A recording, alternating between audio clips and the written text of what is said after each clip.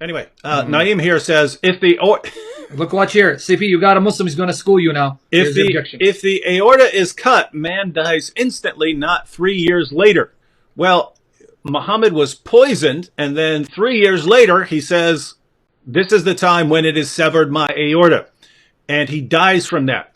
So if you're saying he didn't die from that, you're calling your prophet a liar. It shocks me how quickly Muslims will call their own prophet a liar. Muhammad said he was dying from that poison. He described his death as Allah severing his aorta. So if that's what he says, then who in the name of common sense do you think you are that you can correct your own prophet here? Yeah, he's asking his prophet, David. He's asking his prophet, "Hey, prophet, are you stupid or what? Yeah. How you ate the poison 3 years ago, and then after 3 years after you say my aorta is cutting off? Are you stupid or what?" That's what he's saying to Muhammad, because Abdulism. It is not us who's saying that; it's your prophet. Exactly. So ask this question to your prophet, because obviously you are accusing him to be a fool, not us. Yeah. Yeah, and that's the best responses you'll get. And usually we have a crowd of Muslims like Abdurrahman. Today he hasn't shown up. I don't know what happened. I guess when he heard your name, he ran to Mecca. And the only thing I've heard so far from the Muslims, this is your time to ask your tough objections. You're a liar, CP. You're a liar. So unless you have another objection, I want to continue. I wanted to read a passage from Abu Dawud. So because no matter how many times we explain this, Muslims still have a problem understanding basically the situation here. So this is Sunan Abu Dawud 4498. A Jewess presented Muhammad at Khaybar a roasted sheep which she had poisoned. The apostle of Allah ate of it, and the people also ate. He then said, "Lift your hands from eating, for it has informed me that it is poisoned." Notice, right before that, it says, so the Jewess brought him a poisoned sheep. It says the apostle of Allah ate of it, and the people also ate. So they ate of it. He then said, then what? Then after they ate some of it, he then said, "Lift your hands from eating, for it has informed me that it is poisoned." Bishr died. So he, the prophet, sent for the Jewess and said to her, "What motivated you to do the work you have done?" She said, "If you were a prophet, it would not harm you, but if you were a king, I would rid the people of you." The apostle of Allah then ordered regarding her, and she was killed. He then said about the pain of which he died, "I continued to feel pain from the morsel which I had eaten at Khaybar. This is the time when it has cut off my aorta." Look at what he says right there, because then you can understand it. So Muhammad eats some of it, but then spits it out. Bishr dies. Bishr had eaten more of it. So Muhammad got some of it in his mouth. He then said about the pain of which he died. So the pain that he died from. He died in a state of from pain. He says, "I continued to feel pain from the morsel which I had eaten at Khaybar. This is the time when it has cut off my aorta." So look at what he says there. I ate some of it. Then I felt pain. I continued to feel pain. And now is the time when it's cut off my aorta. So Muhammad was in a state of pain, agony, for 3 years until it finally kills him. What did Muhammad die from? According to Muhammad, he died from the poison.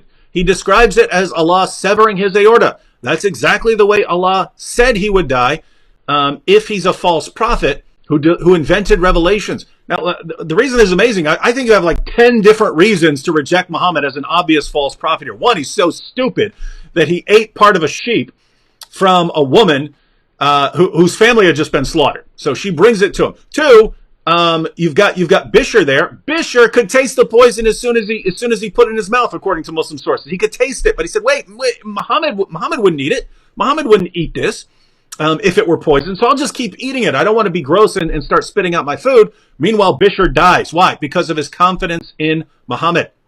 You've got the woman who says, hey, if you're a false prophet, if you're just a king who's trying to be a tyrant over us, I'm going to rid the world of you. Muhammad responds by saying, Allah will never allow you to do it.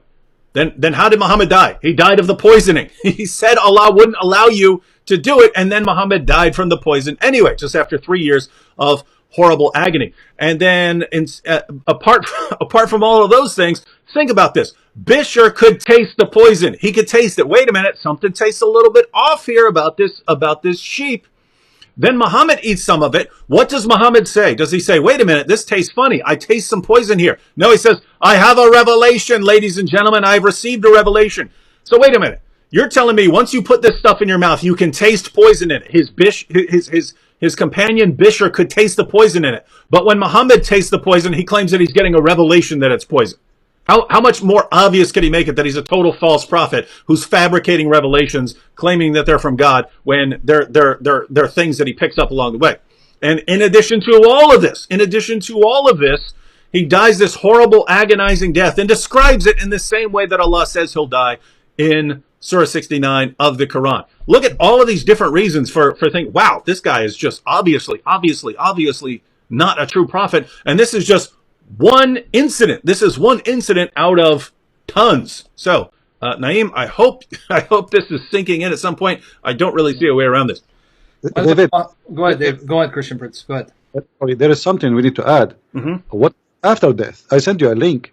Muhammad, he claimed, he said that the Muslims pray every Friday because your prayer will be displayed in the front of me. They said to him, but Prophet, how our prayer will display in the front of you and you will be dead? And he said that Allah forbade it, the earth from consuming the body of the prophets. Guess what happened? After Muhammad he died, because of this hadith, Muslims, they believe him that the earth will not, his body will be preserved. So there's no need to bury him. So for 3 days, 3 nights did not bury Muhammad.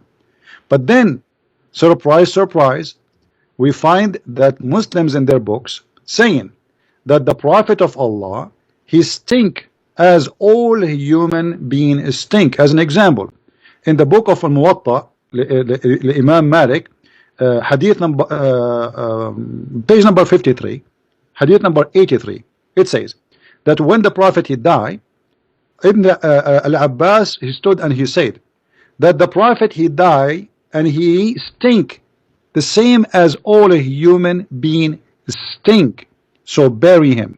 Yeah. And then in different hadith, let me send you the Arabic one too, so those who speak Arabic, they will not say we are making things up. And this is a Sahih hadith. This is the Arabic for Muhammad he stink. In different hadith, it says that hatta raba batnuhu, hatta raba batnuhu. What does that mean? That Muhammad, his stomach became, when a person he die, his stomach grow because he have a gas, which is very normal. This is not only for we're not making fun of Muhammad. This is happening for everybody because he have a food in his belly, and that food will be digested by the bacteria and later will make a big belly until he start farting. And this is exactly what happened to Muhammad.